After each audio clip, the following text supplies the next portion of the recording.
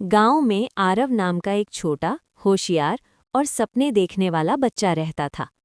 उसे चित्र बनाना बहुत पसंद था, लेकिन उसके पास न रंग थे न अच्छी कॉपी। वो टूटी हुई पेंसिल और कोयले से ही जमीन पर सुंदर चित्र बना लेता था। गरीबी थी, मगर उसकी कल्पना बहुत अमीर थी। एक दिन स्कूल से घर लौटते समय वो जंगल के रास्ते से गुजर रहा था। पेड़ों के बीच से धूप की किरणें छन कर आ रही थीं। तभी उसने देखा कि एक बूढ़े बाबा पेड़ के नीचे थके हुए बैठे हैं। सफ़ेद दाढ़ी, साधु जैसे कपड़े और चेहरे पर थकान साफ दिखाई दे रही थी। आरव तुरंत उनके पास गया और अपनी पानी की बोतल उन्हें दे दी। बाबा, पानी पी लीजिए, उसने आदर से कहा।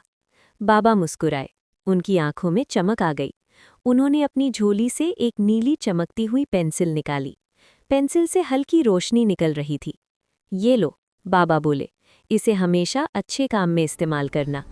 जैसे ही आरव ने पेंसिल ली, बाबा रोशनी में बदलकर गायब हो गए। घर पहुंचकर आरव ने कागज पर एक रोटी बनाई।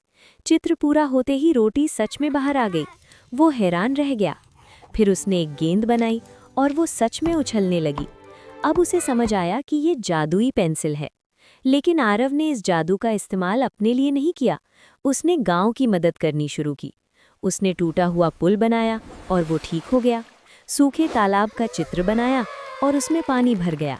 बच्चों के लिए किताबें बनाई और सबके चेहरे खुशी से खिल उठे। गांव का एक लालची सेठ ये सब देख रहा था। उसने सोचा कि अगर पेंसिल उसके पास आ जाए तो वो बहुत अमीर बन सकता है। एक दिन उसने मौका पाकर पेंसिल छीन ली, लेकिन जैसे ही पेंसिल उसके हाथ में आई, उसकी चमक गायब हो गई। वो साधारण पेंसिल बन गई। तभी बूढ़े बाबा फिर से प्रकट हुए और बोले, जादू पेंसिल में नहीं, दिल में होता है। ये कहकर पेंसिल रोशनी में बदलकर गायब हो गई। समय बीतता गया। आरव बड़ा होकर एक कलाकार और शिक्षक बन गया। वो बच्चों को सिखाता कि असली ताकत मेहनत, दया और अच्छे दिल में होती है। इसी के साथ इस कहानी समाप्त होती है।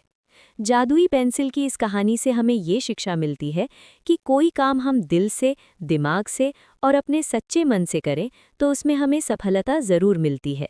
धन्यवाद।